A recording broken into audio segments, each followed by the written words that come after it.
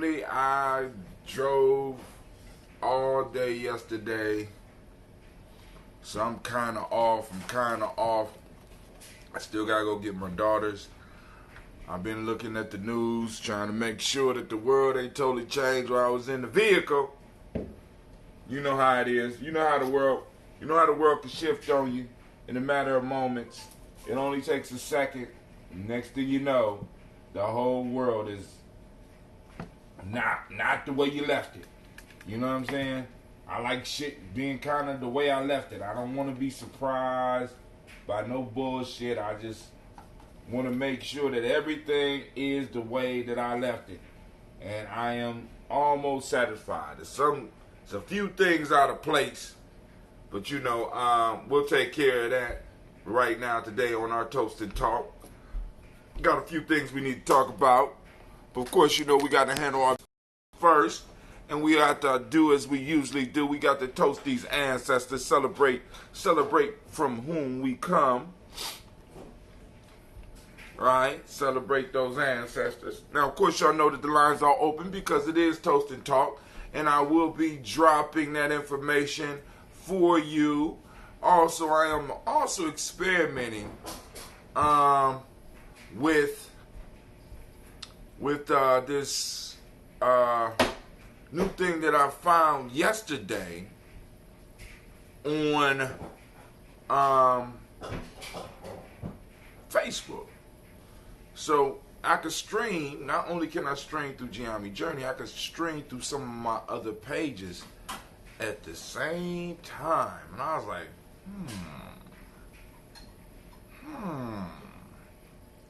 I think I could, I dig that. I can dig that, right?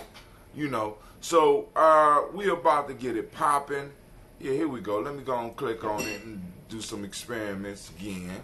Pin at the top, a page, edit post, change date, create post, see more, hide from timeline, delete from page.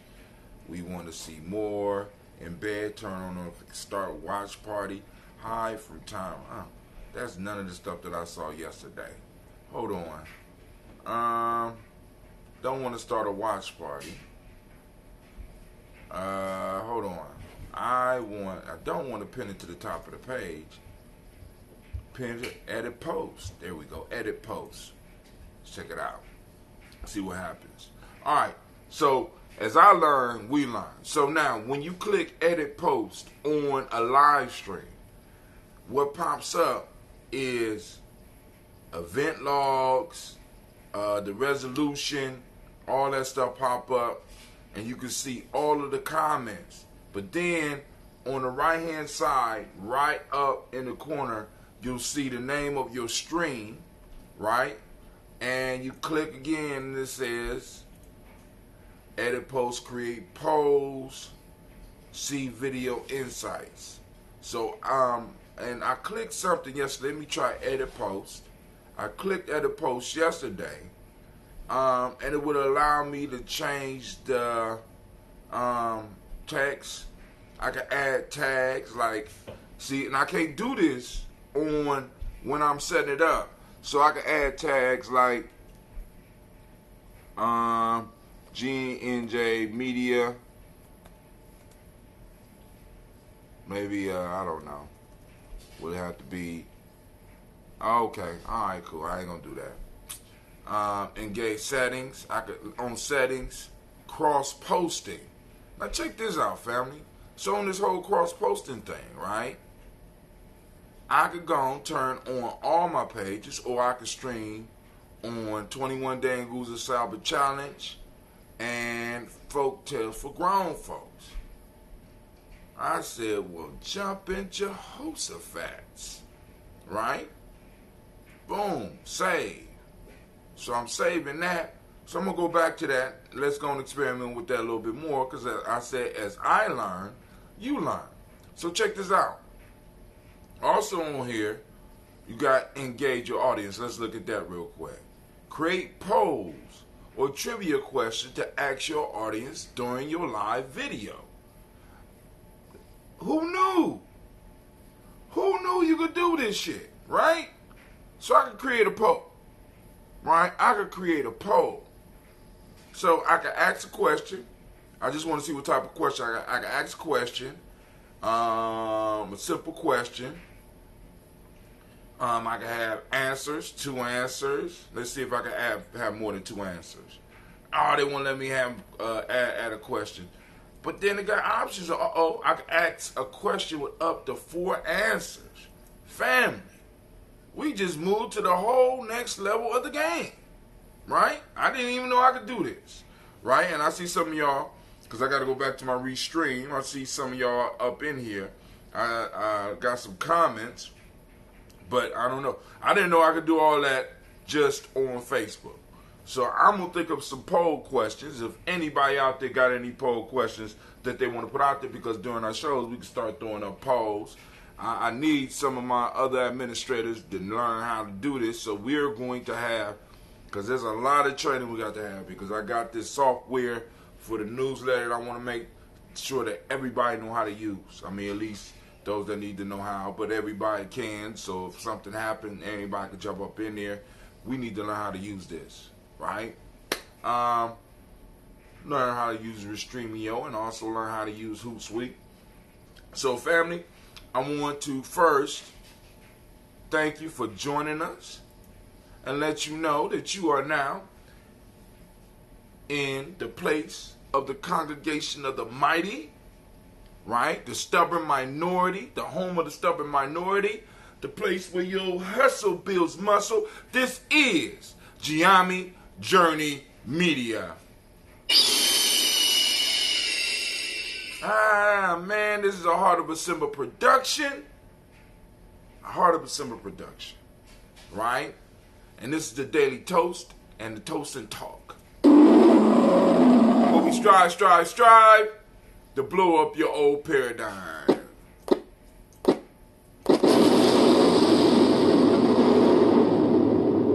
Explosion was kind of slow there.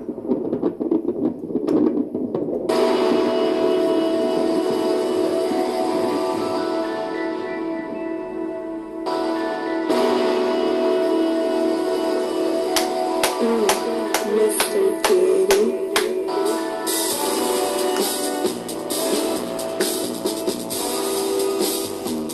Drink your water. Come on, drink your water. But first, take your breath and drink some water. Take your breath and drink some water. Take your breath and drink some water. Take your breath. Drink, drink, drink, drink. Or should I say, breathe, breathe, then drink. Now get your glass for that water. Get your container of that water. Lift that container of that water. Pour your water. Drink, drink, drink, drink. Or should I say, lift, pour, then drink. Now move your body and drink some water. Move your body and drink some water. Move your body and drink some water. Bam. Just move your body. Drink, drink, drink, drink. Or should I say, move, then drink. Now raise your glass and toast your ancestors. Now raise your glass and toast your ancestors. Now raise your glass and toast your ancestors, fam. Just raise your glass. Drink, drink, drink, drink. Or should I say, raise, toast, then drink. Take your breath and drink some water. Lift and pour yourself some water. Move your body, drink some water. Raise your glass and toast your ancestors. Breathe, live, move, toast, to stay healthy, breathe, drink, eat culturally appropriate, and move. Take your breath. Lift and pour. Move your body. Toast your ancestors. Drink up.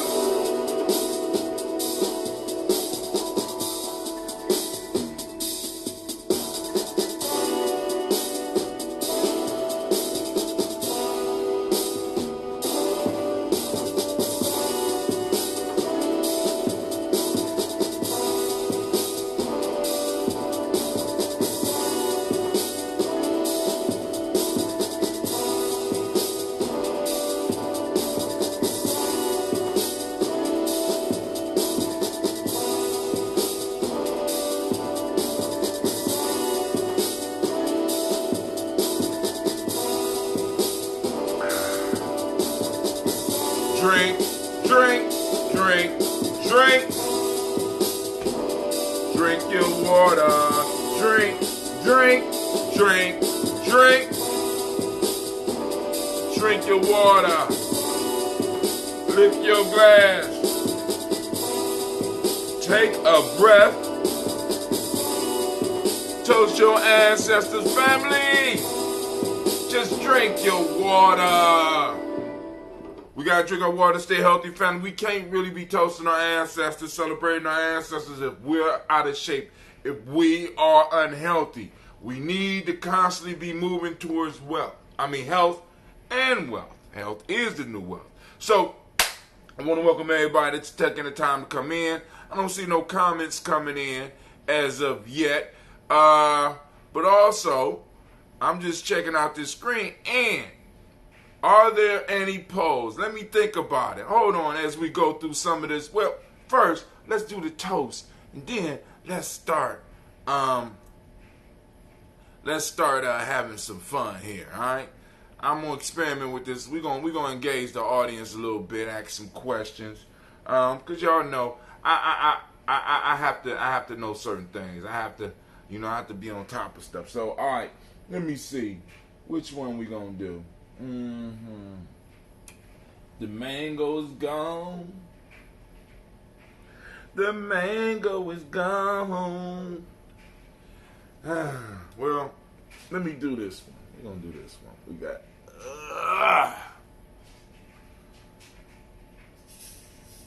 Oh, man. All right. Got a simple camp coming up, so I'm going to have to go and get me a gallon together so that we can take it up to December.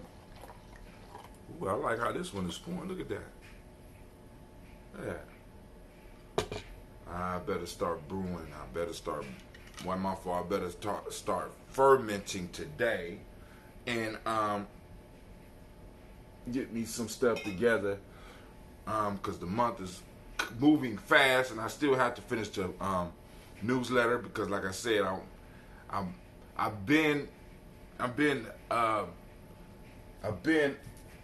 it's been kind of hard because, like I said, with the trying to get these videos done for a project that I'm working on and trying to upload it at home wasn't working, so I had to go on and make some adjustments, and but it is what it is. So first, family, giving honor to the Creator by whatever name you choose to call that Creator. We lift up our glass, we salute that Creator, and we say Ashe. From there, family, we move on and we toast our illustrious ancestors. We call on our ancestors to protect and guide us, shield us. Not to make the way totally smooth because we get lessons by having to go through some stuff. But at least knocking some shit out the way, right? We'll accept help, right? Especially in these times, these times that we're about to go into these reparation battles, right? So, Miles Brown, Mizan, Robert Tex, Anna Davis, Herman Brown, Senior, Rosalie, Tilly, Georgia, William, Walter, Chris Pendergast, and Eileen, Chris, Fiend, Cleveland, Geneva Brown, Margaret Ellis, Wash Ellis, Cecil Ellis, Alvaro Brown, Gina Gaines, Herman Brown, II, Barbara Twigs, Wash Ellis, Jr., Katie Ellis, Nikki Ellis, Jamon Jones, Jeremiah Tappan, John Fallard, Montague Pimenel, Normal X, Pet Ma Ra, Malika Fakur, Dr. Marianne Williams, Kojo Kamal, Elder Farmer, Elder Millie Dixon, Tony Clark, Pastor Yusuf Weston, Elder Ajani, Elder Ron Coleman, Elder Robert Donaldson, Alfred Bro Frank, the Jr., J. Edwards, Carlisle Harris, Grace Lundy, Inez Hayes, William Bill Moss, Phyllis Rose, Sterling, and Lucy Wright, Derek L. Pulley, and the Luxor brother, Miss Eda Brooks Crawley, Miss Ree Nelson, Mr. Frederick Crawley Sr., Miss Jerry Brunson, Mr. Lonzo Johnson, Miss Ree McDowell, Janice Foster, Charles Jordan, Kill Smith, Walter Smith, Richard Trigg, Francis Johnson, Mary Franklin, Jimmy Williams, Daniel Ford, George Gibson, Nana Loretta Clark. Ooh.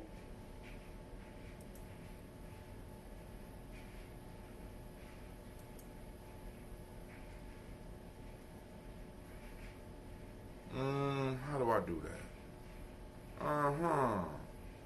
Let me go back. Nana Loretta Clark, that's what we left off on. I haven't forgot. Leave this page. All right.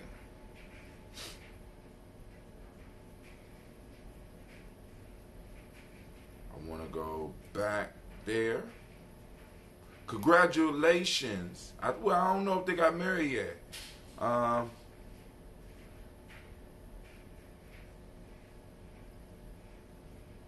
right. Let's see. Shouts out to King Thunder. I see you out there, my brother. Cameron Peak says, I am gay. Does that make me evil? Well, you asking that question makes you evil.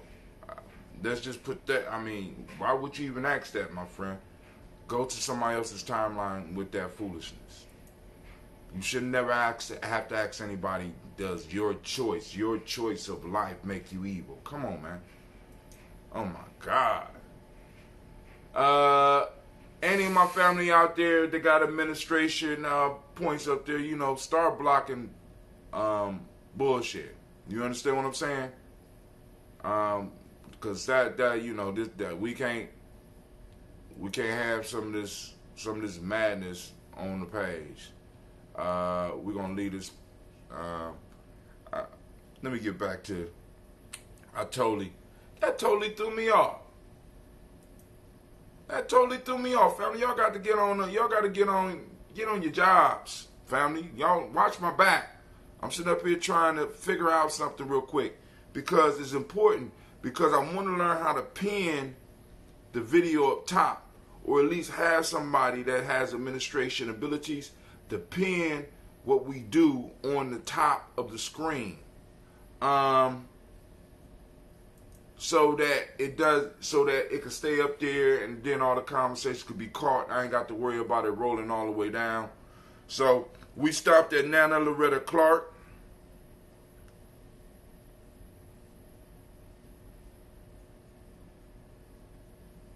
All right, let's do this. All right, there we go. Come on. Pin to top of page. Wow. Okay. Nana Loretta Clark. Inez McCrae. Fritz Clark. Frankie Justice. Katie Justice. Derek Rendelman. We got a little bit of time today. I just got to go pick up my daughters. Alright, so I pinned it up to the top. Now let's see what else we could do. Change date, create post with this video. What is that? Create post with this video. What is that?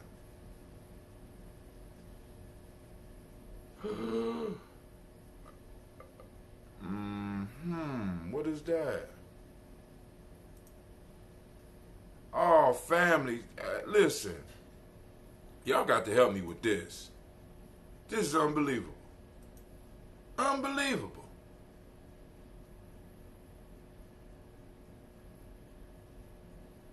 Oh my God. All right, I'm just amazed with the stuff that you learn. So let's do this. I'm gonna go to edit post.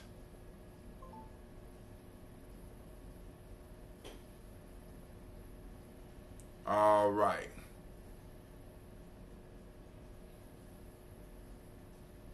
Oh my God. Miss Navita, you know, like I said, we can start putting people out. Y'all, and hopefully y'all know how to do it, because some of this is ridiculous, man. All right, so let me go one more click, family, and we're gonna get back into reading the ancestors.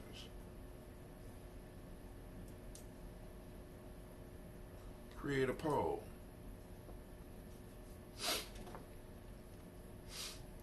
Maybe Mr. Peak wanted me to ask a question on the poll, but I'm not asking that on the poll. Nana Loretta Clark, Inez McCrae, Fritz Clark, Frankie Justice, Katie Justice, Derek Rennerman, Virginia Rogers, Reverend James Smith, Lois Henderson, Calvin Spratling, Mary Elizabeth Walker, Raymond Walker Sr., Sarah Jane Carter, Michael Ford Jr., Kellen D. Russell, Susie B. Smith, Teresa Clay, Melvin Dale Hodge Jr., Herman Copeland, Mildred Copeland, Jenny Clay, Bird Beatty, Sarah Well, Levita Farmer, Augusta Sue, Cheryl Harvey, Aunt Charmaine, Aunt Evelyn, Theodis Hasbury, Harvey Hasbury Sr., Leonard Dickinson, T.C. Islam, Terrell Dunbar, Will Thomas, Sarah Berry, Mark Walsh, Merle B. Thornton, Pearl G. Thornton, Ida Johnson, Florence and Carter, Joanne Thornton, Eric Patricia Lewis, Juanita Wright, Robert Wright, George Wright, Mary Eliza Frederick Davis, May Elizabeth Rogers, May Esther Keishla Reese, Linda Watson Hammonds, Jerome Giles Watson, Sparrow, Slimmy, Selvin Lewis, Andrew Holmes, Pearl Moore, Percy Moore Jr., Mitchell Owens, Booker T. Bolton, Charlie Hunt, Sammy Stover, Hilda Pearson, Sturgeon Thornton, Richard Thornton, Lavinia Hall, Freeman Banks, May Moss, Ophelia Peacock, Willie Thornton, Napoleon Kenty, Mark Ramsey, Paul Ramsey, Matt Ramsey, David Ramsey, Charles E. Thornton, Frankie Quails, Urania Thornton, Bernice Quails, Ernestine Jackson, Frankie Johnson, Teresa Mormon, Leon Johnson, Charles Bell, Vivian Ramsey, S.C. Johnson, Delrita Johnson, Leon Johnson, James W. West Sr., James Parham, Dana Jones, Henry World, James Farmer, May Chavez, Leon Grace, Bessie Johnson, Hattie Levester, Mae Moreland, Paul Moreland, Elder Caleb, Rosemary Martineer, Elder Amatep Wellman, Fred Douglas Triggs Sr., Thelma Triggs, Thomas and Lula Berry, Lacey and Eleanor Howe, Frank and Russell and Davis, Fred Douglas Triggs II, Vena Triggs, Reverend Eddie Moore, Helen Fuller, Eugene Jackson Sr., Richard Ellis, Silas Alexander, Charles Maxwell, Percy May Alexander, Arthur Reynolds, Stanley Lockhart, Ricky Lockhart, William Lockhart, Woodrow Lockhart, Brenda Porter,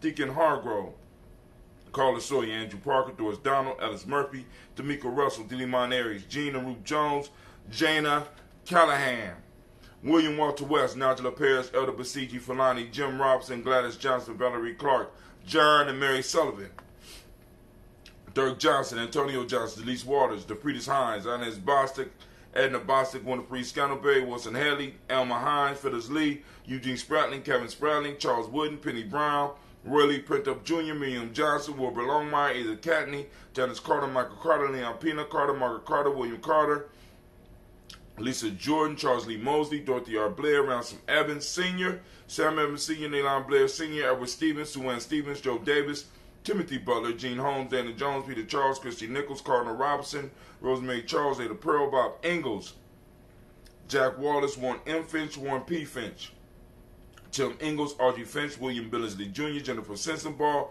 Hazel Gatson, Jerry Bradley, Brian Watson Jr., Kaniko Parsons, Jason Cathy, Bradford, Thomas Bradley, also known as Uncle Buki, also known as Gypsy, Reverend Roosevelt Word I, Stacey Trice, Frank Smith, Mother Bertha, Michael Leonard, David Brown, Ruth Carter, June Cox, Ruth Cox, Paula Cox, Ronald Irvin, Judy Hubbard, Irene Johnson, Francis Booth Jefferson, Dan Wilkerson Sr., Emma McClendon, Jerry Doyle, Amina Robinson, Mary Nichols, Patricia Williams, Shabaka Teray, Greg G2 Gibson, Donna Hill, Richard Gleavis, Lee Irby, Tommy Irby, Boyd Irby, Jim Gaucher, George and Hallie Johnson, Archie and Margaret Armstead, Diane Scott, Erica Armstrong, Claire Fox, Gene Evans, Archie Beck, Anna McGill, Charles McDaniel, Christine Cottrell, Aunt Becca, Alice Arnold, Arthur Arnold, Hattie Reed, Charles Reed, Eula and Andrew Baker, Patricia and Edwin Brooks, Gwendolyn and Bob Hatch, Kimball Vernon, Bradley Kim, Janie Harriet McCates, Spencer Sturgis, Sally Mae Baker, Ethel Baker, Creola Baker, Geneva Baker, Aaron Nino Baby Hatch,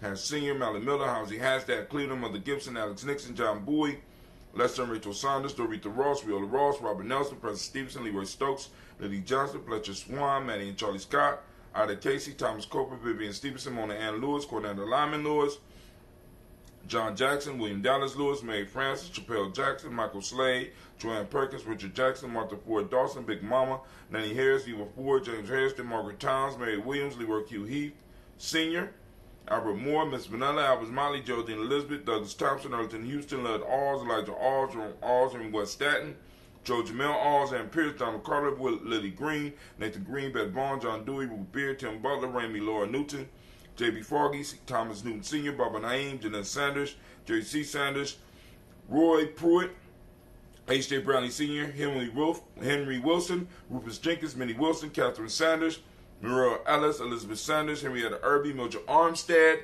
Margaret Armstead, Catherine Anthony, Ruby Brown, Charles Walker Sr., Charlie Walker, Cecil Russell, Diane Urban, Haroon Phillips, William Ford, Margaret Logan, Phyllis Barnett, Lee Urban Sr., Michael Urban, Ozella Watson, Hugo Watson, John Caldwell Sr., Robbie Lee Caldwell, Nevaeh Mitchell, Ron McCormick Sr., Sabrina Easley, Rashad Easley, Javea McCormick, Barbara Ann Reed, Dorothy Ann Reed, John Reed, Shekamaha Reed Jr., John Reed Jr., Patricia Reed, Edward R. Benson Sr., Ethel H. McNair, Lois Fernandez, Jacqueline Broadus, Reginald Oliver, Mazarine Corporate, George Swan, and Monia Grayson, Charles Scott, Charles H. Scott, Michael Morgan, Charlene Morgan, Sybil Edwards McNabb, Annie Ferguson, William Ferguson, Shelby McClendon.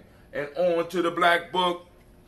We hit Joella Giles, James Carswell, Loretta Adams, also known as Aunt Sis, Elder Shaka McNair, Anthony Brown, Jonathan Ford, Lottie Gaucher, Cousin Tony, Michael Johnson, James Jimmy Johnson, Barbara Shang Lewis, Ronald Shelton Jr., Damian Top, Westina Banks, Joseph Bingham, Quincy, Mama, Aunt Lady, Abraham Isaac Cundiff, Aunt Barbara Lewis, Renee Johnson, Joey, Ryan Ross Riggins, Jamonte, Marcus Price, Ness Words, Marshawn McKerrow, Demetrius Beard, Herb Jefferson, Ralph Mickens, Eric Walker, Quasi Sample, Candace Simmons, Severin Clayton, Leonard Jones, Sade Garner, Melvin Scott Sr., Elder Clarence Lumpkin, Elizabeth Johnson, Frank Smith, Stacy Trice, Denisa Gore, Nathaniel Hassan Turner, Khalid Essen, Nigel Turner, Demetrius Lewis Flint,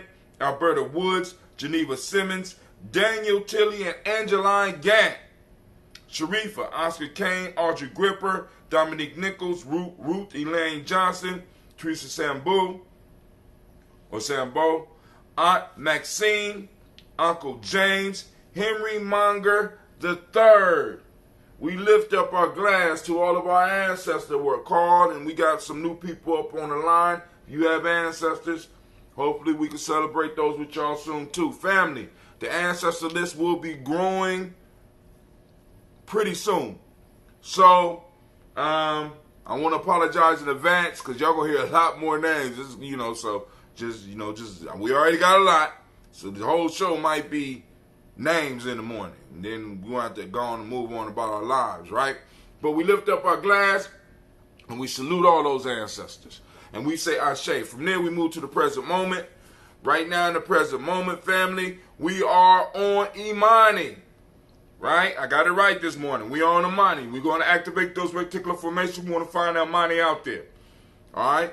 Faith, for those that don't speak the language, Imani means faith. And the demonic principle of the day is harmony. The M7 of the day is trust. The color is red, as you see. Gender is the Hermetic law of the day. Male name is Quasi. Female name, Akosua. So I think sometime this summer we're going to have to go and break down these names again so that people can find what day is your day. Like I said, if you only got one day a week to toast, it's best to toast on your day. I toast all the days. But if you can't make every day, it's best to know which day is yours. Our ancestors categorize personalities. I mean, they were so cold with it that they came up with methods to identify personalities for each day you was born. We ain't need a whole month. We got it for the days. So family, what day team are you on?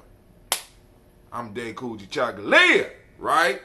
But hey, we on Imani right now. So we want to give all those Imani born out there, give you a round of applause. Give them a round of applause. Come on now. Come on.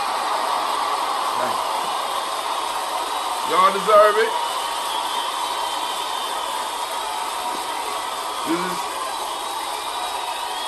Celebrating all those Quasis and all those Akusuas out there. Shouts out to you. Celebrations, because it is your day. All right? So we celebrate this moment. We toast this moment. We lift up our glass because in this moment is our power. In this moment is where we make change. We can't change the past, you know what I'm saying? But we can determine the future by what we do today. If we're handling the business, more than likely it's going to be a good future. Always some, you know what I'm saying, some shit out there is unpredictable. But in most cases, if we're handling our business, if we're mastering the moment, the future will be good. And it is our job in the present moment to take care of this present, knock down all the obstacles so that our children can build their monuments to greatness. That's our responsibility. So your life is bigger than your life. You understand what I'm saying? Your life is bigger than your life. Right? It's bigger than you and the houses and the cars and the shit that you can get for you. It's also there so that you can establish something for the future generations. And the question each of us have to get up and wrestle with, or at least we should, is am I doing something to leave something for those that's coming after me? Am I clearing the way for them? So we lift up our glass for those future in this moment now. And we lift it up and we say Ashe. From there we move to our children, our children's children, on to infinity, family. We toast because we know we have always been here. And you know what? We're going to always be here. Right? So we lift up our glass to salute those children that are yet to be. Some of the children that's here right now. We lift up and we toast them and we say Ashe. From there, family, we move to all of our relations and we toast all of our relations. Good and bad. We toast them all. Right? We toast them all. We lift up our glass and we say Ashe. From there, family, where do we go? Where do we go? This is your moment right here, your selfish moment. What is it that you need, family? I lift up my glass for you. What is it that you need? Huh? In this moment to make you great. Right? What do you need? Ashe. From there, family, we move on. I salute the most magnificent, great, beautiful, uplifting, wise, and intelligent, brave, the bravest individual, the bravest soul in this room right now. I lift my glass up to you. I salute each and every last one of you, and I thank you for having the time to come and spend with me, and I hope that I bring some value to your life. We lift up our glass and we say Ashe, Ashe, Ashe. Family, I wish you peace, power, and joy. Now it's time to talk. Lines are open. Hopefully y'all can see the text. I'm going to post this up. Call-in lines are open. 614-556-4535. Let's send a text number out to the family out there on Spreaker.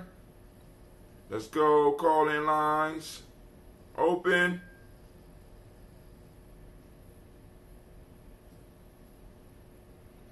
614-556-4535. I will jump the conversation off because I had to go through the news. That's what because I got up maybe an hour ago and I was trying to get some of the news and stuff together because, you know, like I said, I wanted to make sure that the world was still together.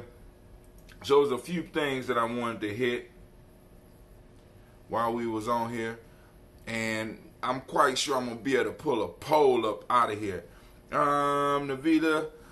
We got Sister Kim in the house. We got Brother Shaka in the house. Somebody help that dude Cameron Peak. I don't know what's going on. But hopefully he alright. So, let's see. Alright, so here we go. So, on the Gye-Nyame Journey timeline this morning, I posted up. There is schools. There's schools, and we always ahead of the curve, goddammit. Listen, there's schools that are doing hydroponic gardening in New York, and they was on NPR. And they are, in a sense, doing food justice and fighting a food desert in their community. And we're doing that, right? But because they doing hydroponics, right? We're a step above that. We're doing aeroponics with the urban gyms. And the one thing that I put out there, family, is that in order for us to make this program successful and something that could really support our kids, we would need about 50 people to say, look, all right, I'm going to pledge, I'm going to buy every other week. I'm going to buy some greens from these young people.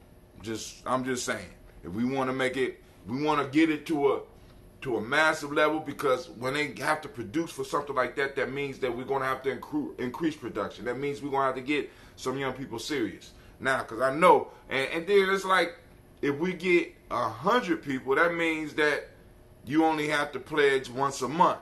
You know what I'm saying? But we have to go and start making sure that there's a large enough group that's getting it, because we got all these towers working. We got all these outside gardens working. We got all this stuff working. So we need to make sure that we're not just wasting food. We're not just wasting time.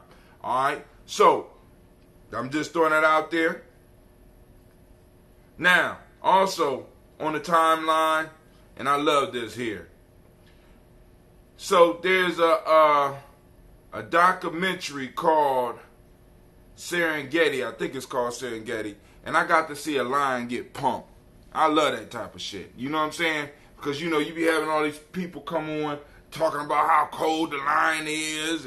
I mean, the hunting lion is the whole crux of their motivational shit. And I love to see the lion get, because I love to see the lion get chased off. This lion got punked by a warthog, right?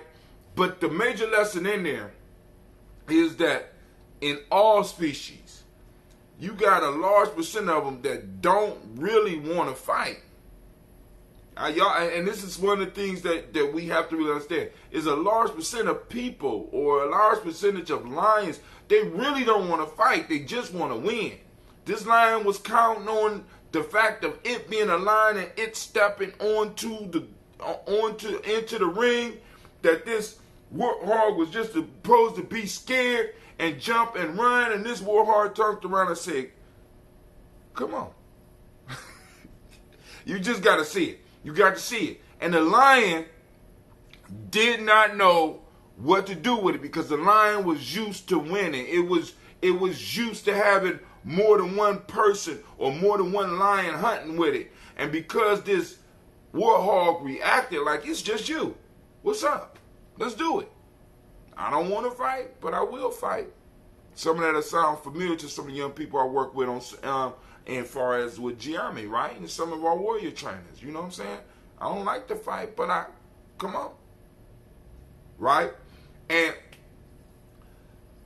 fam, we got to understand that, we can't just, a lot of times some of us just want to walk in the room and just want the victory to be handed to us. No, hell, if we coming to the battlefield, right? If we're coming to the battlefield, we got to come full out. Or we going to get done like that lion got done by a warthog in front of her babies. Because the dude, the commentator was like, this is an opportunity for her to teach her youngins how it's done. And she ran up on this warthog, and that motherfucker turned around and looked her dead in her eye like, bring it. Bring it. She would. And some of y'all been fortunate enough to get that look out of somebody. Where they was just expecting you to lay down, and you turn around and you brought it, and you got to see that look of surprise and stun in their eyes. You know how good. Those of you that experience it, you know how good that feels, right? Oh, you don't have to like to fight. You don't want to fight. You can just be, you eat on the grass and stuff. You're not taking anything's life for your survival. But every now and then, one of those predators want to run up on you. And they don't know what they ran up on. And there's no better feeling than handing the predator his ass.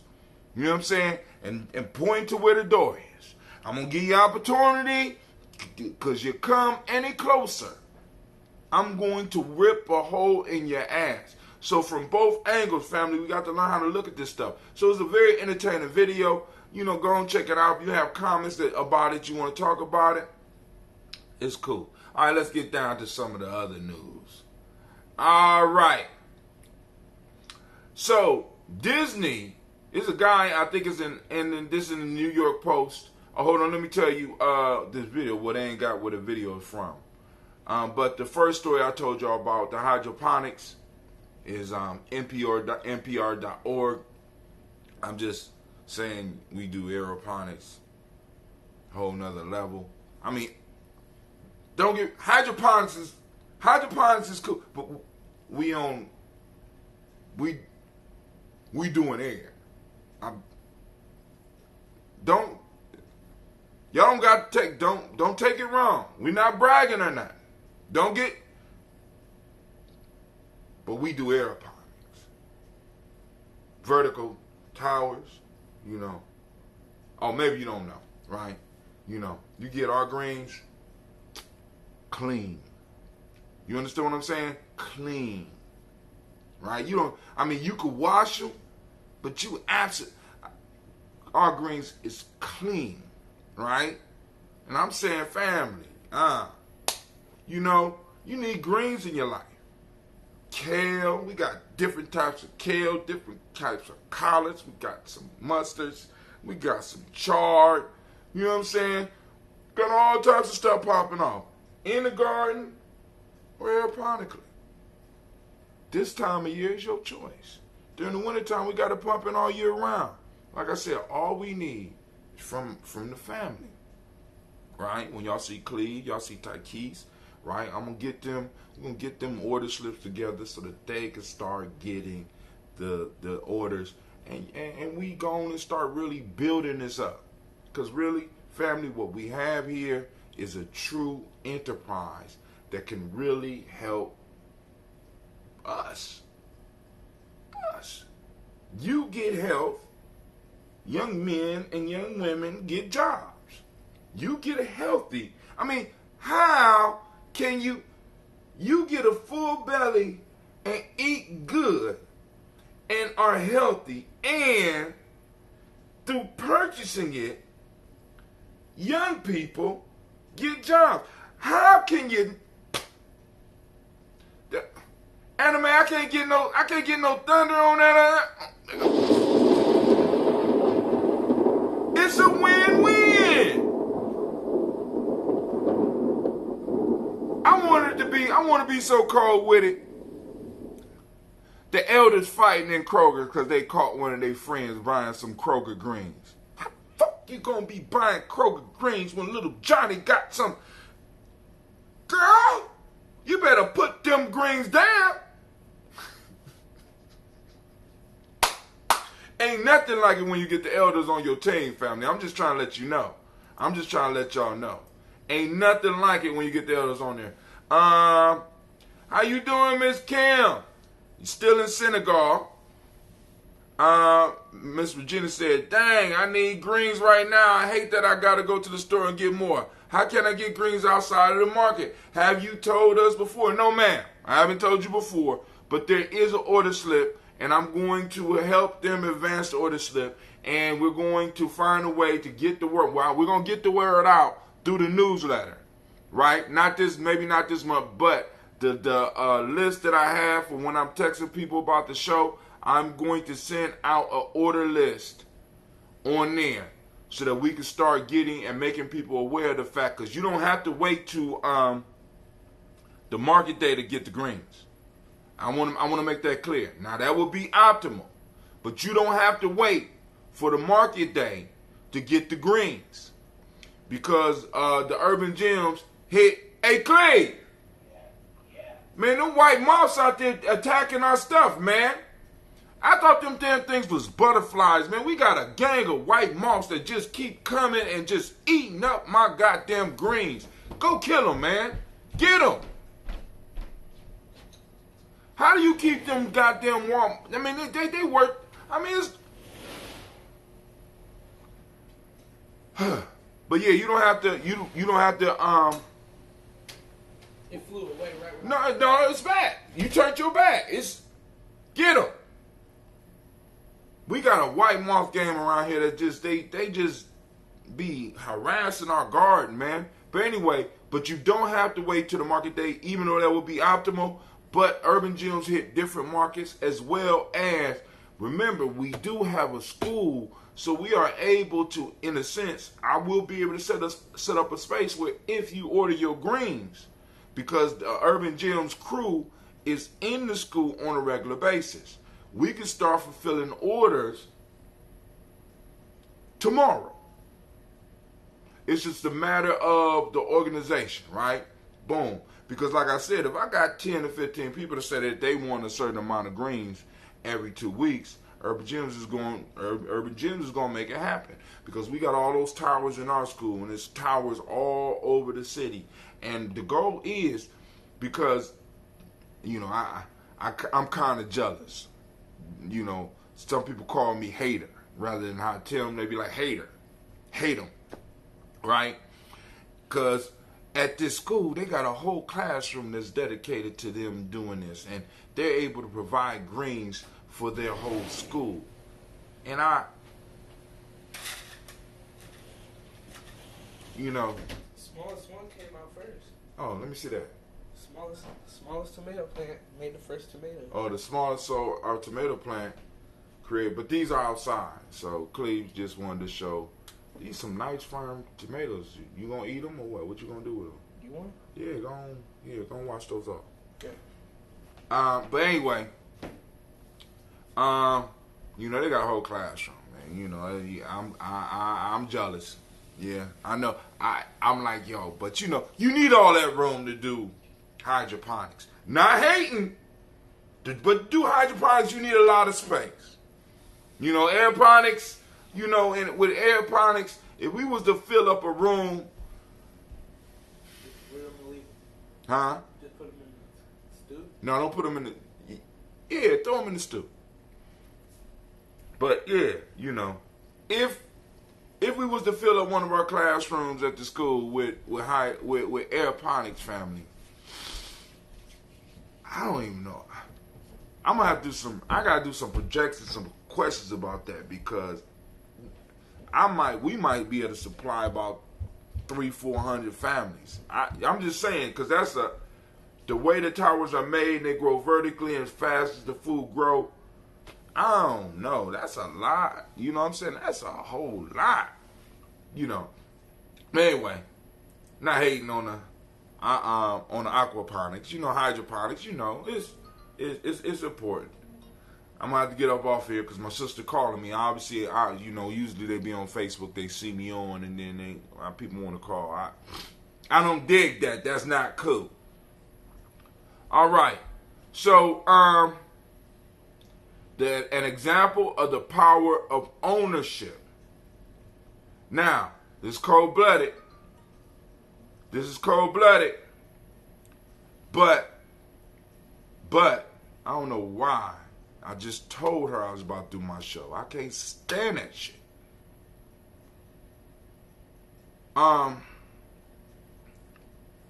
Disney denies dad request to put Spider-Man on 4-year-old son's grave. New York Post. That's New York Post. It's in the New York Post today. The power of ownership. When you own something, you get to determine how it's used, when it's used, and why it's used.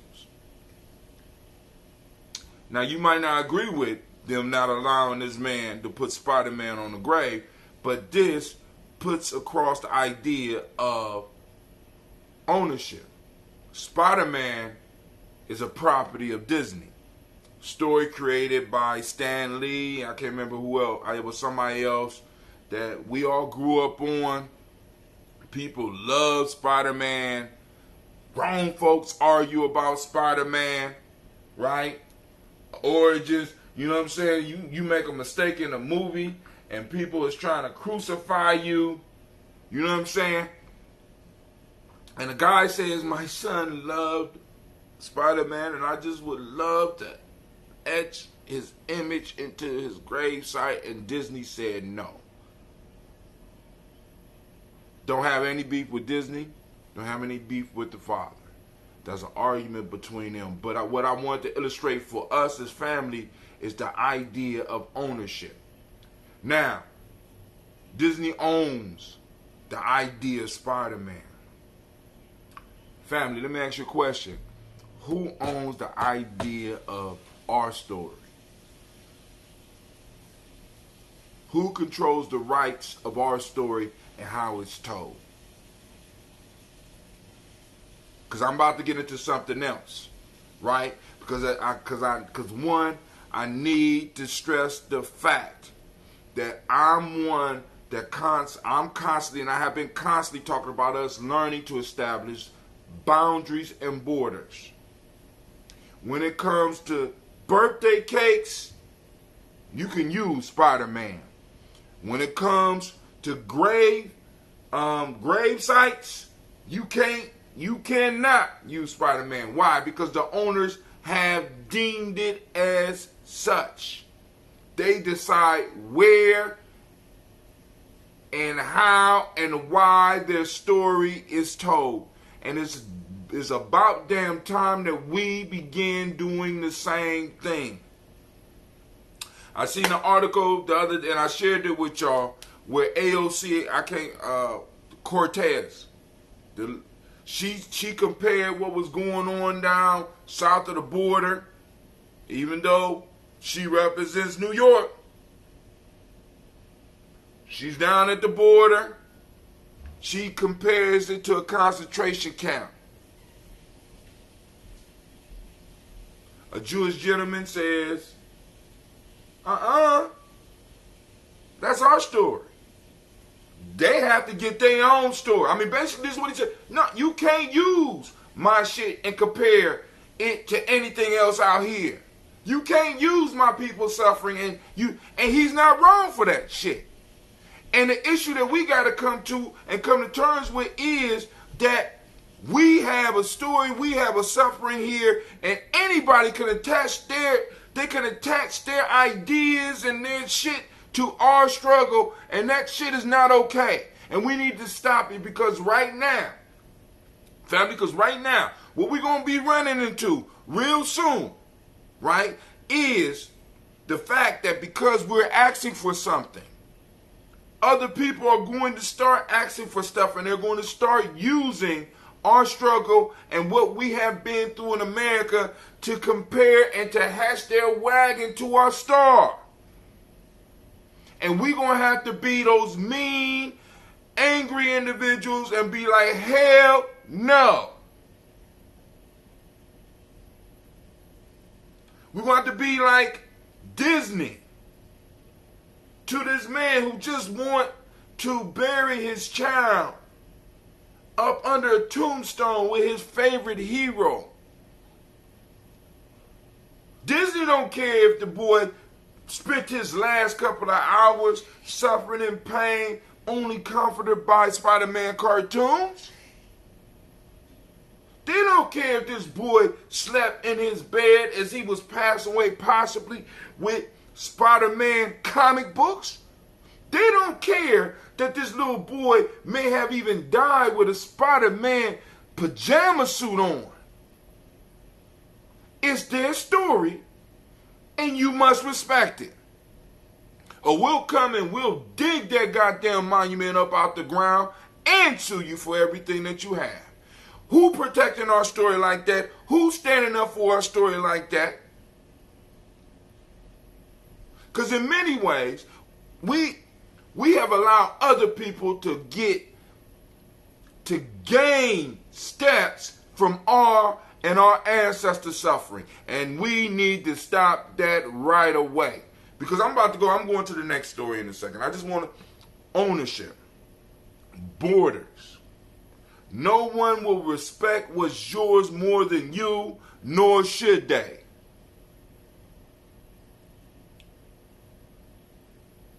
You say, hey, down south is like a concentration camp. Hold on. Got a Nobel Prize winner saying, bitch, stop. Hold on. Pump your brakes. That shit is unacceptable.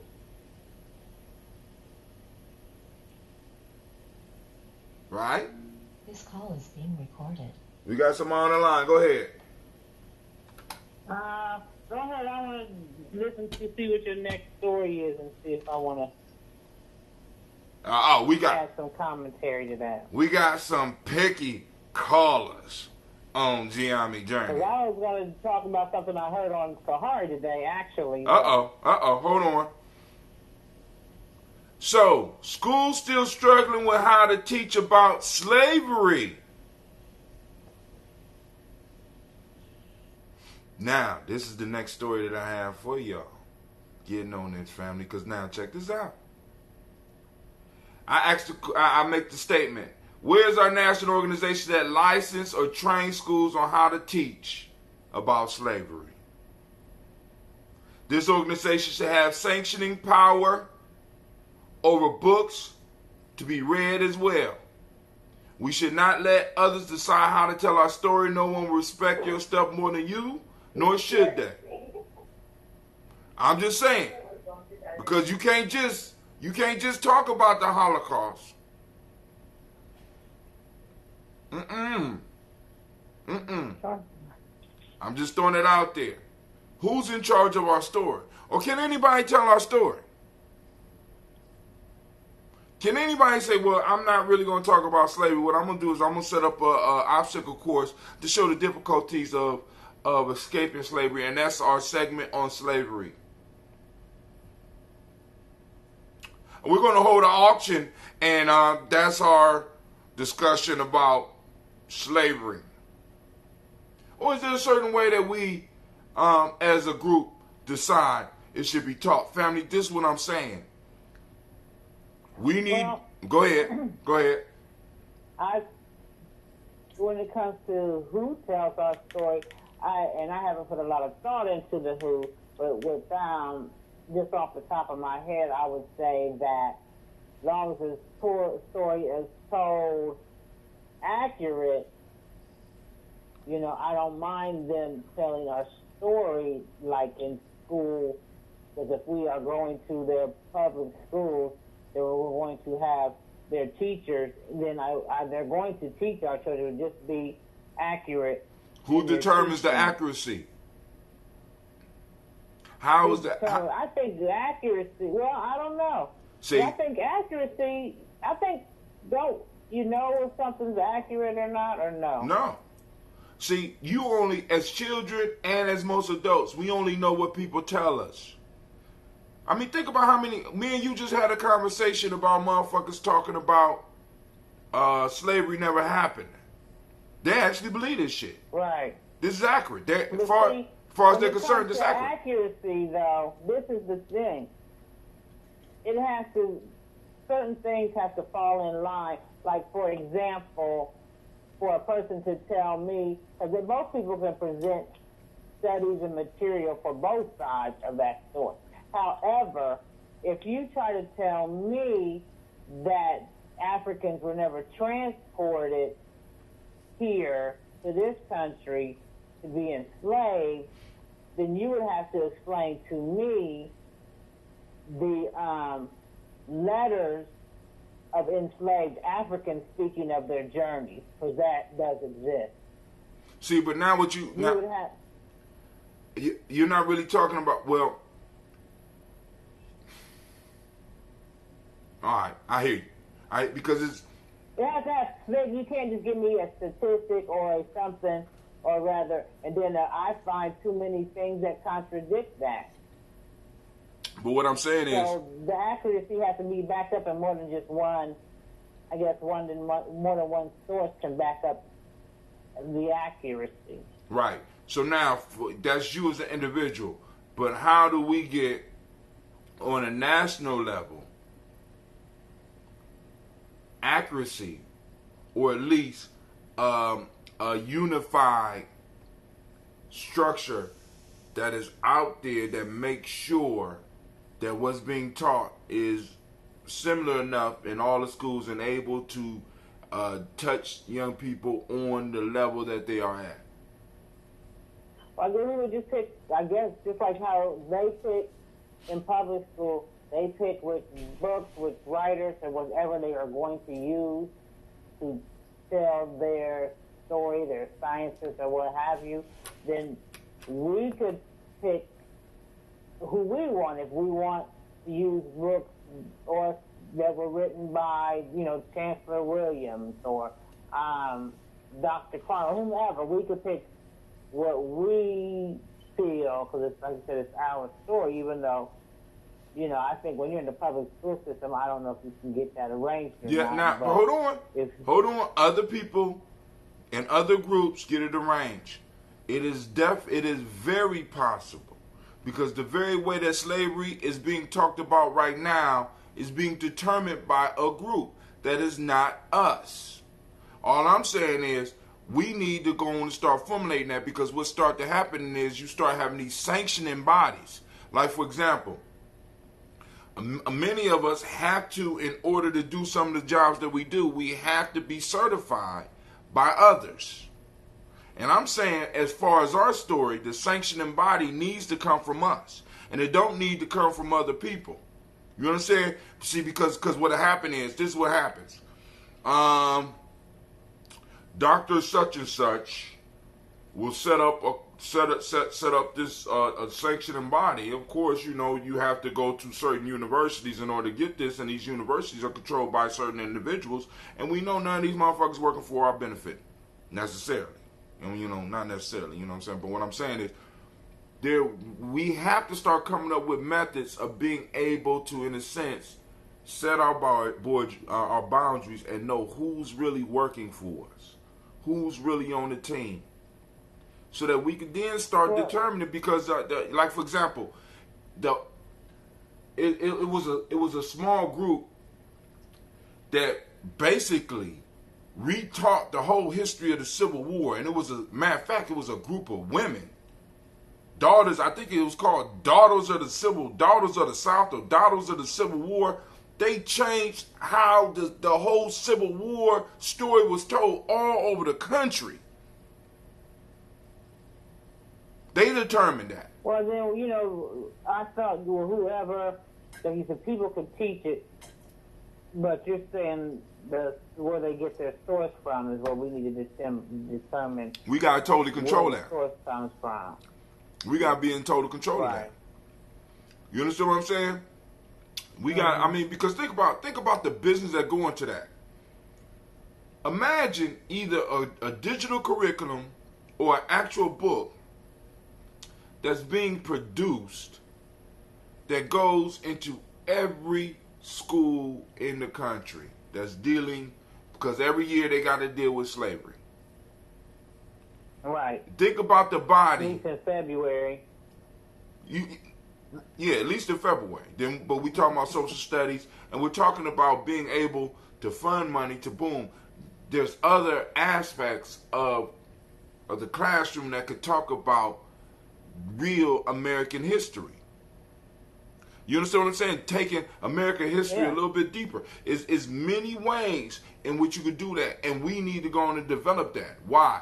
Because first off, one, it'll start getting the truth out about how America was founded, how America was built, how America became wealthy in the way that it became, so that we and our children don't have to continue making the same mistakes. But we got an unknown caller on the line. Who it is? Hey, guys. Oh, my God. Long time no hear. What's going on, Singalese lady? I'm good. My connections have been not so great, so I haven't really been able to call. And I was like, let me go ahead and try. All right. Can you hear us now? You got something you want to add? Not really. I'm kind of, I was just listening in about the curriculums about slavery, but I didn't hear it all. So Okay. I was listening in for a little bit. All right, cool. So go ahead, Sister Navita. You were saying something?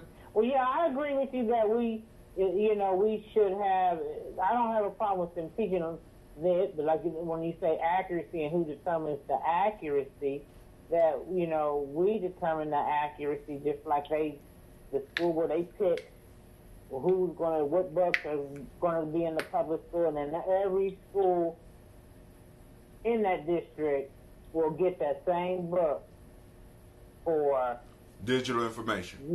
Science or whatever, math book or what have you, and we could, do the same thing if we're wanting to come to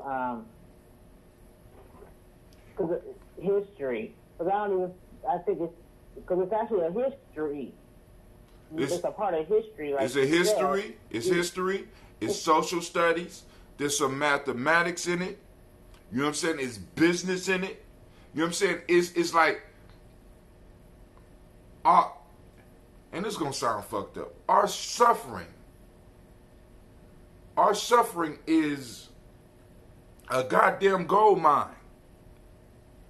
And I think we're so ashamed of it that we won't look at it for what it is. And be like, boom, they got to teach this shit. There has to be discussions about it. Right. Why are we not controlling the discussions? Because where the discussions happen, it happens either in elementary school, middle school, high school, college.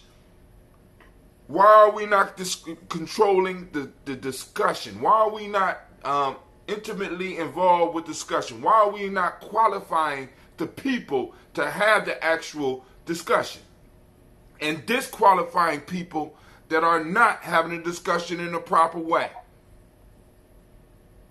Because let me say this. Let me get up in the school and start spouting some falsities or what people consider falsities about the Holocaust. Right. How long I'm going to have a job?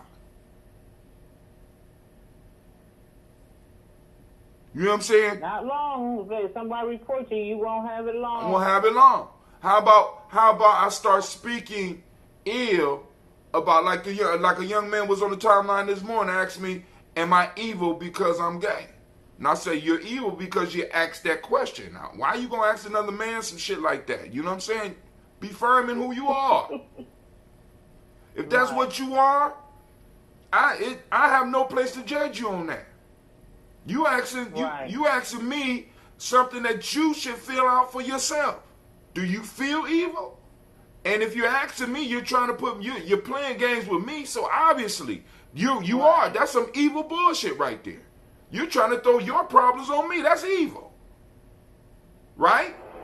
Now, right. Let me get back to the point. With our story, we should be sanctioning. Like, for example, when somebody use our struggle and connect anything to it,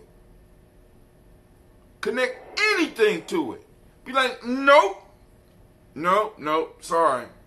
That commodity is trademarked and is owned by us. That form of suffering belongs to us.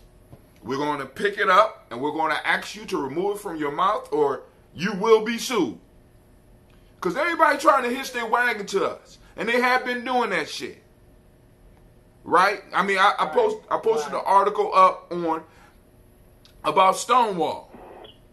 It was like that when they started doing the anniversary for Stonewall, it was in the USA Today. You can go back on my timeline where they didn't say that this was the beginning of the civil rights struggle for LBGTQ. I think I got that right. They said this was the beginning of the civil rights movement. Right. Hold the fuck up. But I'm going to have to read that because I'm not real familiar. Because I remember you talking about that before, that it didn't start out as LGBTQ. But then I was listening to something the other day, and they were trying to say that it did start out like that. So I got to research that. No, you don't have. Well, yeah, you can research that. But let me say this: the whole movement for for civil rights began with us. Black folks moving. Now, there were gay black folks that were involved, but it was about black folks. And then everybody else was able to build a platform from that. This is the only thing we got. We got to have this clear. You can't have, and that'd be like gypsies now, because gypsies were thrown into the furnaces too.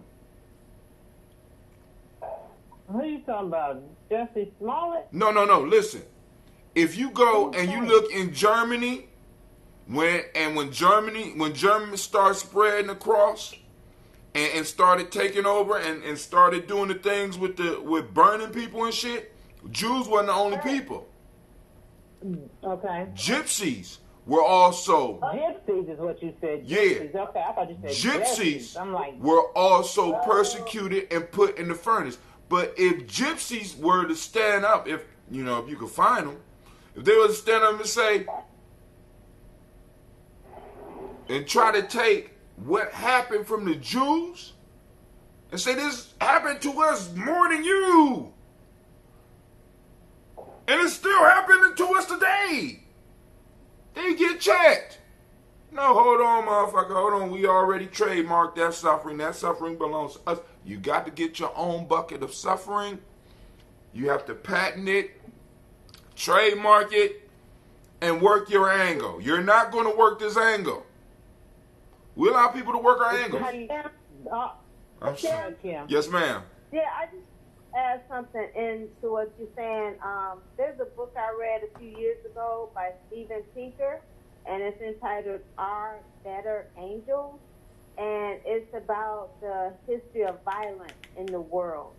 And in this book, there's a section called the Rights Movement, about people empowering themselves, and he documents how the rights movement started in America. At least it started with ADOS.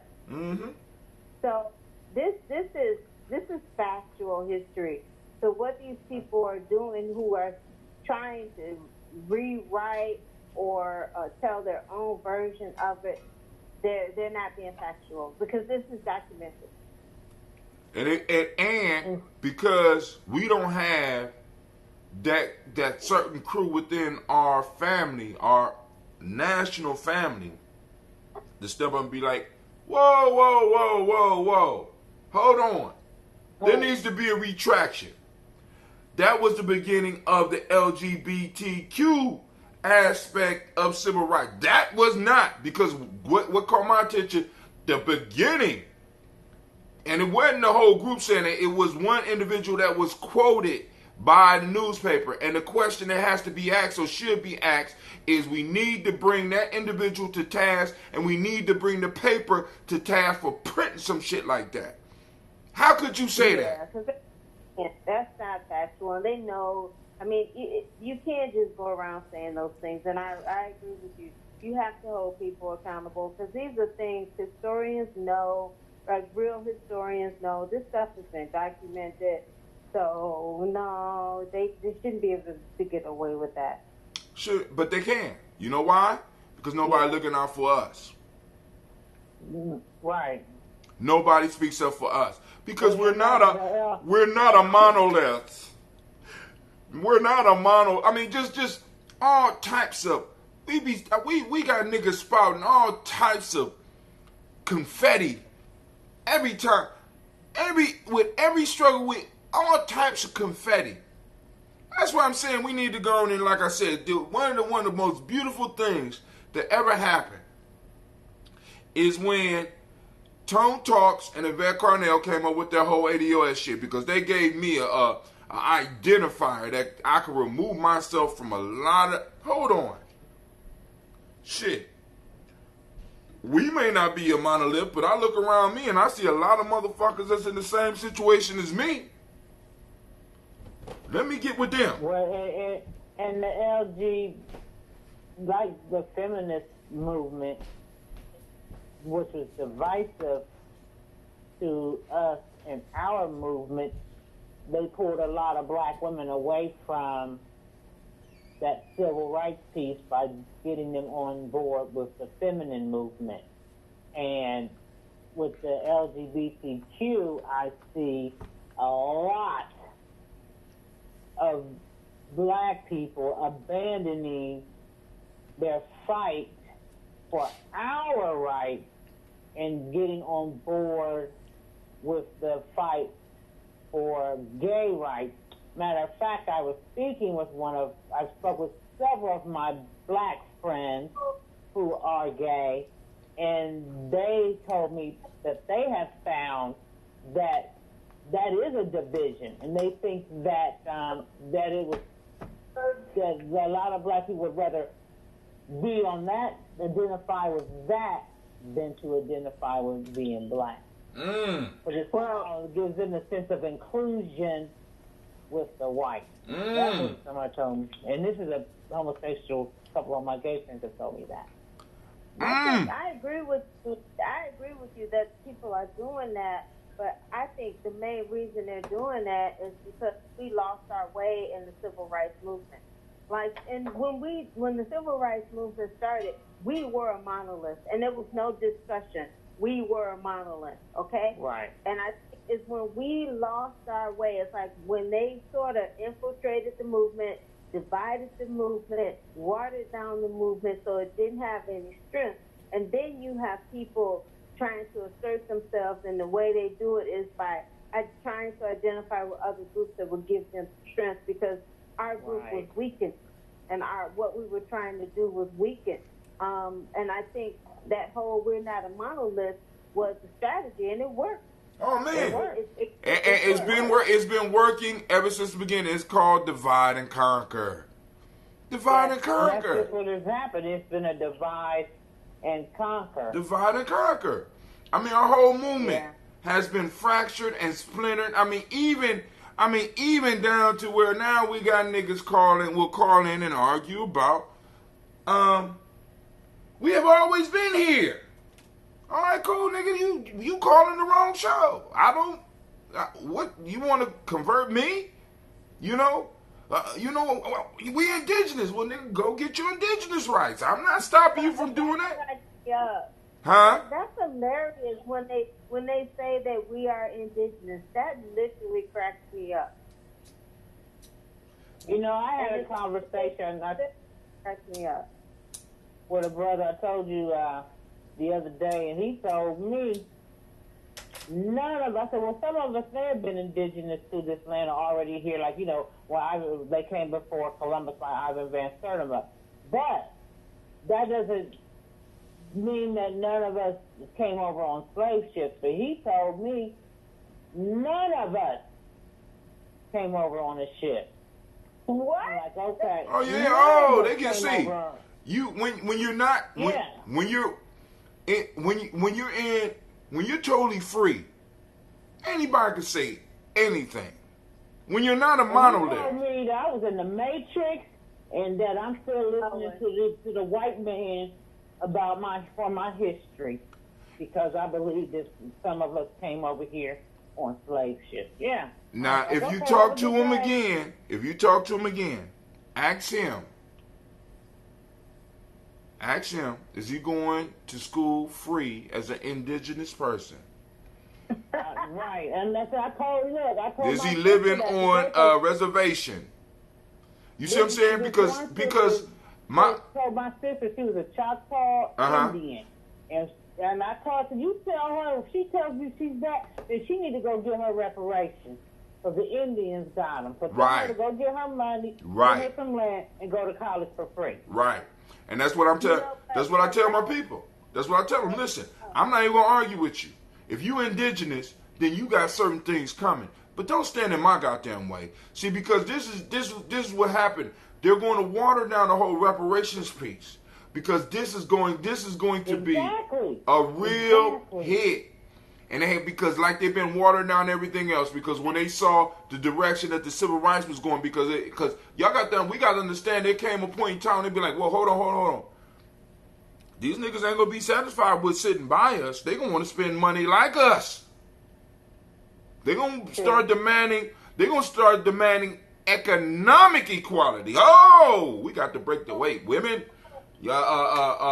need to be leaders, and and everybody else got to switch, but we still see who running they shit. You understand what I'm saying? Everybody else, you know what I'm saying? All this shit is to keep us confused. Because one of the things I was thinking about today, I was gonna actually title the show today, "We Are the Floor," because it amazes me that everybody, I mean, everywhere you go, people is trying to get to America. You know Everywhere. you know what I'm saying? I mean, Well, even. I wouldn't say they're all trying. Go ahead. They're not all trying to get to America now, in my opinion. They all trying to get out of where they are. Why? And everybody's trying to get to America like they had in the past. She said they just trying to get Not out. now. But one of the They're trying to get out. one of the benefits of America, especially through media, is that they could look and see that they have a floor to stand on when they get here. Other countries don't. Other countries don't provide the floor that America provides.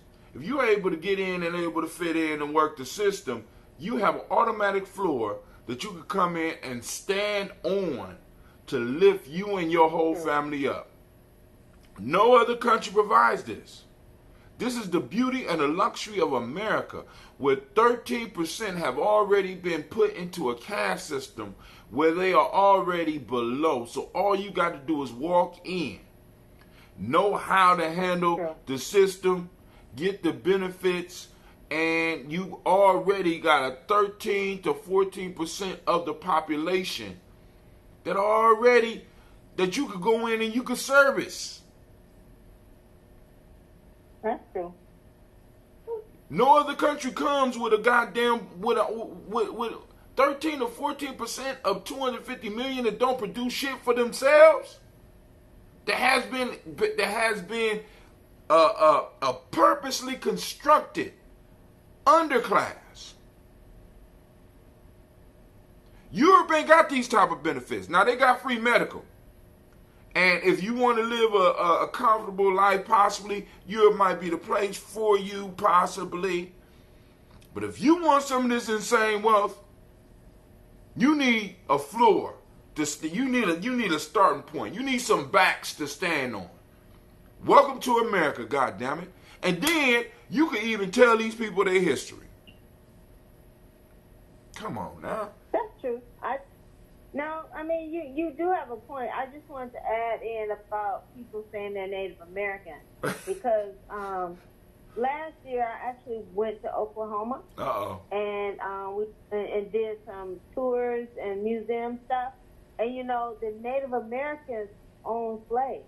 Yes, they did. And if you were owned as a slave by Native Americans, then you were a part of that nation. You were a part of that nation. So a lot of these people who are saying they're Native Americans because they were owned by Native Americans. Ooh, see, you about to get motherfuckers calling into my show on some hate shit. No, I'm serious. See, because a lot of times I kind of dodge those conversations because they're so sensitive. Because a lot of our people, because this is what I'm trying to. This is what ADOS did for me. ADOS gave an identity option. You understand? Because I've been, unlike a lot of people that talk this African shit, I've been to Africa. I got friends over, I got family in Africa. My son was born in Africa. I've been over there and I see similarities, but then there's still key differences that I see. And when I go, and you experience this probably on a daily basis. When I went to Ghana, I saw groups. You understand what I'm saying? It's like, yo, so I'm seeing all black people, and I'm like, yo, so can I meet? But that's Ashanti. What the fuck you mean? Who are you? Well, I'm A-Way. Well, who they? They Fanta. And it's like I'm like, so you got all these different groups that's running these countries, that's involved in the politics of this country. And everybody is aware of it except your ass. You thinking I'm thinking everybody's the same. I'm getting over there, it's 5 different languages. So motherfuckers could be in the same room talking about each other and not know that they're actually talking about each other. You got groups that don't like each other. You got groups that get along better. You got individuals that refuse to marry outside their group. Certain groups that only eat certain things on certain days. So when people come up to me talking about all this African unity shit, I hear you. I hear you.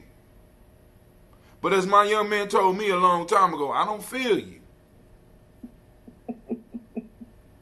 I hear you. I don't feel you. Because I don't think you really understand the landscape. You understand the historical landscape. And you looked at what Mansa Musa or what some of these other people were able to do by allowing people to be who they were, rather than trying to be like Europeans and I'm going to change you. The reason African civilizations were able to grow was because we practice inclusion. Be you. Just bring what you got to us and let us know what's going on so that we could go and establish commerce. And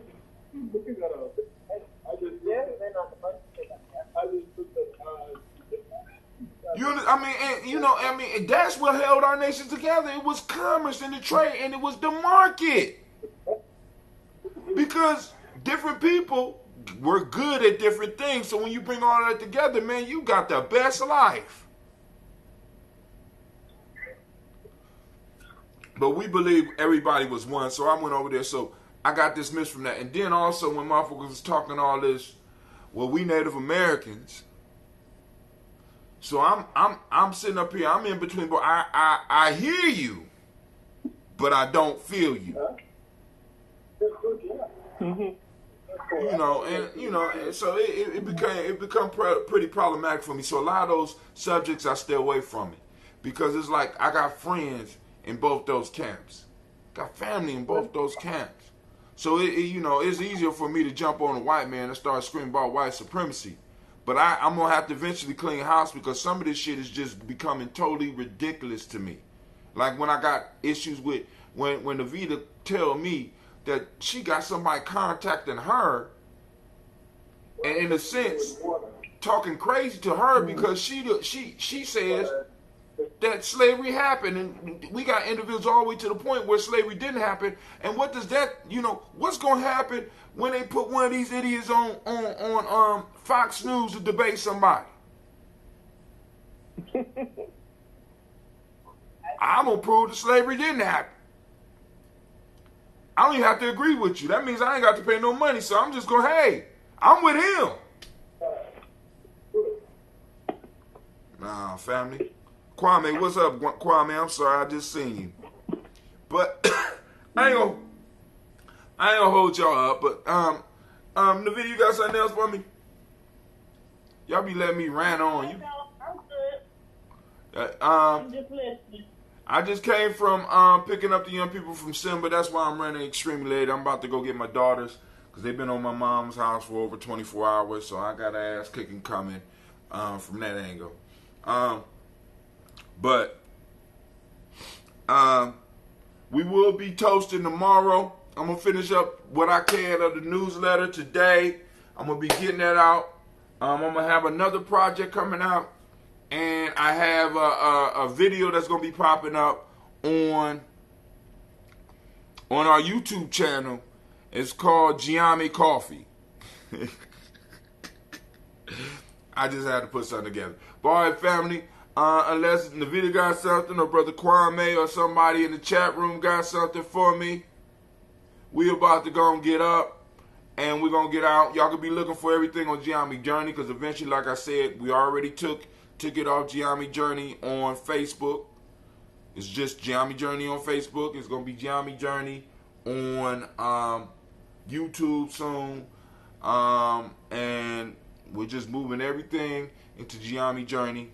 And I really appreciate your support. Need to rap with you about moving Mama Margarita. I thought that was done by now. Okay. We'll talk. We'll talk about that. Let me go on and I get some warriors. But the problem with that is, so either it's gonna have to be something we're gonna do something this week, or we're going to do something this week, or it's going to have to wait till after, because we got Simba Camp coming up in Columbus from the 14th to the 19th. Speaking of that, We still got room. Then I also remember on the 27th, I think it is, Kumba the 27th, we have the G&J Mall popping off. So me and Navita going to get together and do another commercial. I'm going to stop her from cussing and showing her ass this time so that we can go on and promote it. You know, because she got gangster on us last time. I let her put it. And I tell y'all what happened. I'm gonna tell the story. Gangster music in the background. I mean, first, because usually we use jazz. I let her go on and put on some West Coast shit. And next thing I know, you know, you got something, you got this, you got something to wipe your ass. I'm like, oh. I'm used to doing all the cussing on film. Ain't no more gangster music. So we're going to have some jazz music playing. I'm going to calm her down. And then we're going to do another commercial. This time so that we can promote it. I don't know what's, you know. Gangster music and black women, no. No, can't do it. Whatever. Well, yeah, we do it. I'll put some jazz in the background, and I won't say any cuss words. Mm-hmm.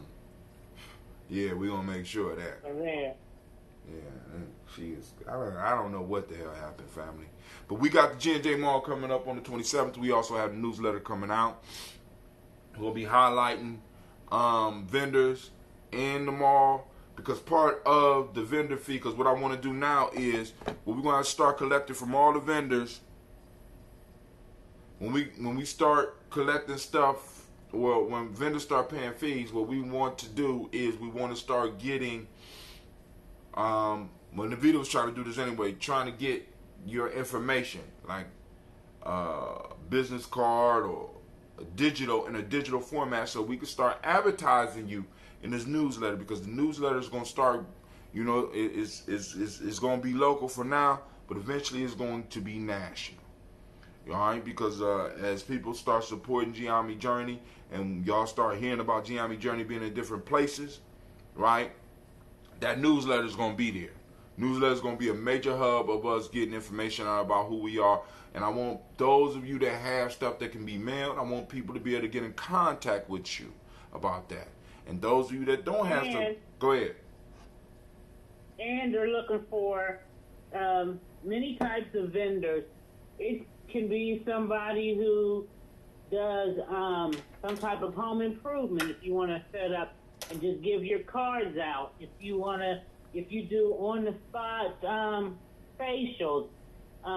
If you do, you know, anything. If you have a food to sell, like fresh food and fresh produce, someplace you could set up every month with people that have something that people buy on a regular basis, more than just the jewelry and things. You know what I'm saying? If you're selling paper plates or plastic plates, whatever, it's something that people buy on a regular basis.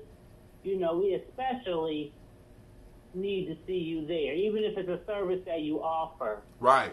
We need to see you there. We're trying to break the whole African mall idea. We say Gye-Nyame Journey Mall. We mean mall. When you go to a mall, it could be a grocery store in that complex. It could be. We're talking about everything. Family, we're trying to provide a place of commerce. And in order to have commerce, you need to be able to provide the needs of the people. We keep the prices low so that everybody can participate. If you have a service, if you have goods, if you have extra stuff in your house that you want to sell, but you ain't got a busy neighborhood and you're able to get it over to school for that day of the month, bring it. You got a skill that you want to show. Bring it. We'll allow you to do a workshop. We set up chairs in the middle of the other things so that we could do workshops. We can have people register so that they can present to the community. We're trying to find that thing that can be a staple that we could create from the beginning, control from the beginning to the end. We're looking for those staples, and we're trying to provide the space, because I just told you what held African kingdoms and empires together was the commerce. Please understand what we do. And for $20, for the $20, that frees you up for now you can promote. You don't have to use us to pay us to promote your products. And I suggest that people who are vending that they not just promote their products on social media, but they promote it to their friends. They promote it gives you that frees you up the opportunity. You have a space for $20. Take advantage of that space. Run your space like a business. It is not a hobby. business. It's a business. So that's what it's a business. Run your space like a business. You got a $20 place, brick and mortar. You can't beat that. You can't beat All that. you need to do And is run a business. And a space with over 600 people that check our page. That you could go on and post up. Getting, building up the energy so people can not only come, they're going to come see you because you was the one that originally hooked them in. But they're going to come and see other vendors, which means that if people start hearing that a lot of people came, then more people going to come. Now, this, cause family, I'm trying to tell y'all like this. I'm starting to know who my regulars are. We got people that supporting us regardless. Their fee will always be $20. Believe that. But family, I need those fair weather friends to understand this. When the fair weather comes, right? And it's standing room only, and we have outgrown that room. Please understand that the price will be going up. If you have not been a regular, please understand that price is going to increase. Family, that's a family price we offering right now. I want you to understand. Because for $20, please don't expect us to do all the advertisement. You have to do the advertisement. We're providing you with a place with air conditioning, because that somebody got to pay for that. Lights, somebody got to pay for that. Then we got to set up and clean up after you leave. That's already taken care of, Right. and you only getting charged $20. And then some days we have movies too, so we bring people in to come see the movie. Then they come see you. Then we have workshops. Are you serious? So this is something that people, if the G&J Community Mall, it does not become a success, it can only fail because the community failed. That's it. So we need to community. I've been saying that. Why you gonna steal my shit? You've been cussing me out. I've been saying stole your shit. that's my I shit. ain't stole your shit. You stole my shit. You just sat up there and stole my line in front of the whole world. And every time I say that shit, I get cussed out. I don't remember you saying it, but okay, great. So, how Tim's line is true. As the G&J Community Mall failed, it's because the community failed it. Because its success depends on the community. So if people come out, even people who don't set up to vend, you should be out promoting it to the people that you know. Like, on Saturdays, I go get my laundry detergent, my dishwashing liquid, my air fresheners, blah, blah, blah, from the G&J Mall. I go get my leafy greens from the G&J Mall. I get my facial soap from the G&J Mall. I get that ambrosia. If I run out of Don't soap, forget I that just run out ambrosia. of soap. They get that ambrosia too. I got people coming for them. As a matter of fact, I get my probiotic drink from the G&J Mall. You know what I'm saying? I'm going out. I got a party next month. I'm going to go get my accessories from the G&J Mall. I'm looking for a nice shirt. I'm going to go get that from the G&J Mall. I want to take the family out for a Saturday outing. and know they're going to be take safe. them over to the mall and have dinner. Ooh. See, and we going to get to that point, family. But it's about us building. See, because it's like this. All right, let me tell you how I see the world.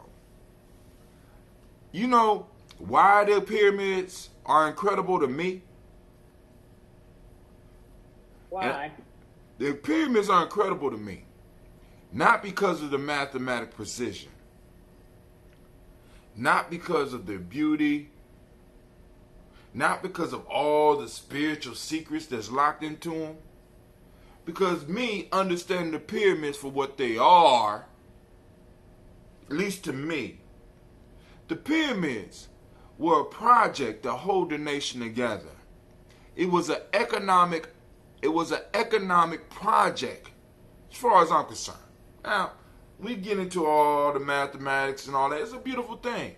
But do you know that these pharaohs kept a large amount of the population working through the building of these pyramids? He needed architects. He needed engineers. He needed labormen. He needed craftsmen, or he or she.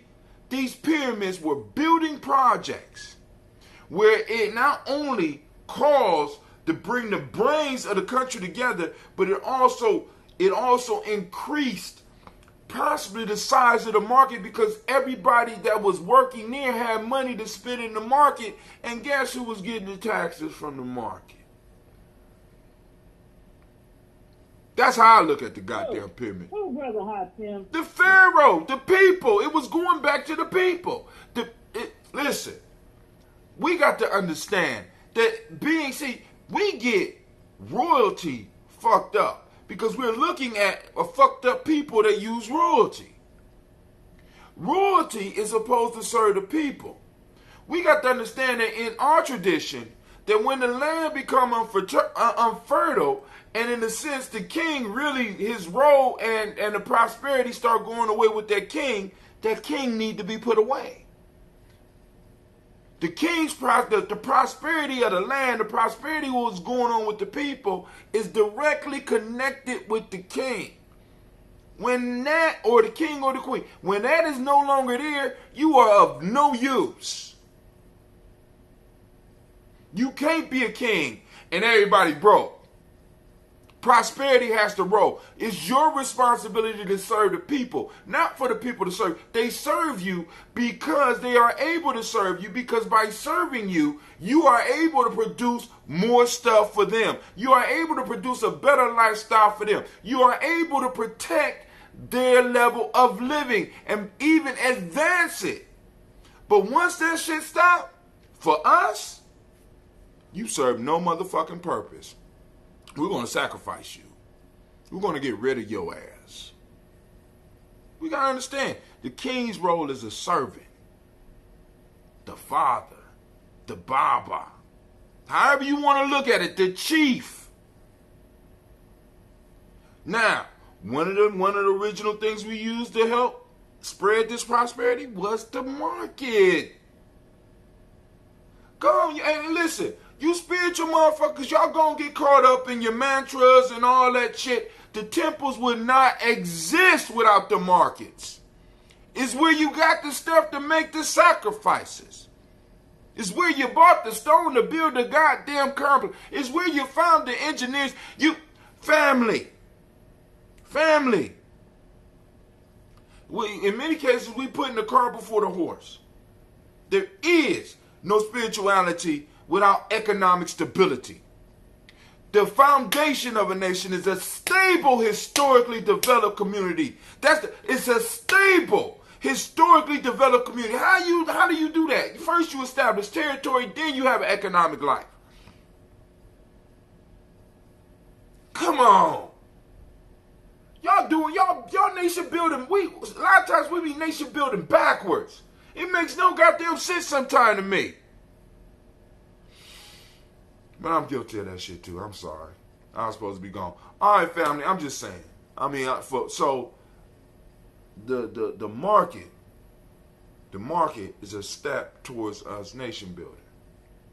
And also, once again, in the market, we are going to be able to find those staples. And from those staples, we'll be able to build economic power. Watch The Godfather. Look at how other people move. Think about this. Everybody got a staple in the community. Like I said, if I have ever seen, I rarely see my wife go and buy an African yam at Sarah. She's going to an African store to buy an African yam. I don't even think I seen her buy palm oil at Sarah. She's going to a Ghanaian store to buy a Ghanaian product. She ain't going to Kroger's, Marshalls or Target or the internet to buy a dashiki, because she can go to the G&J Mall from an African and buy a dashiki. right. All I'm saying is, we are, in a sense, we are able, just with the greens alone, we are able to provide everybody with greens that come to the market. Beyond that, everybody, herbs, whatever you want. You can let us know what you want growing, and if we get enough people saying that they want that, we could grow that. We got our own drink, celebratory drink, celebratory health drink. We're just looking for that staple. Once we get that staple, we booming, family. We booming. Jobs. It's going to be jobs. All that come from a market. When you come, and every time you buy something from Sister in the Fire, or you buy food from Sister Jerica, or any of the food vendors there, you're providing jobs. Don't you understand that they don't come alone? And when they leave there, if they made enough money, the people that came with them are getting paid?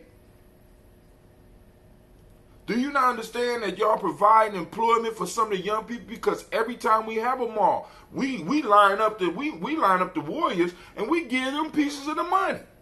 And then some of y'all, even with Kingston been making a killing for the last two markets, because Kingston done learned that people respect and admire hustle.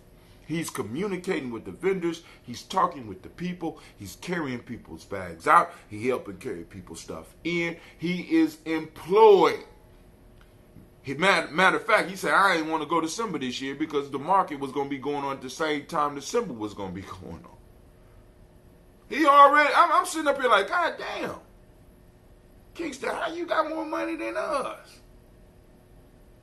Come on, family. Some of us are the only ones that are not really realizing it, and then we'll run to the Confest. Well, how much money Confest put in your pocket? I know they putting beer on you. I know you made some money possibly if you was vending there. That was cool, right?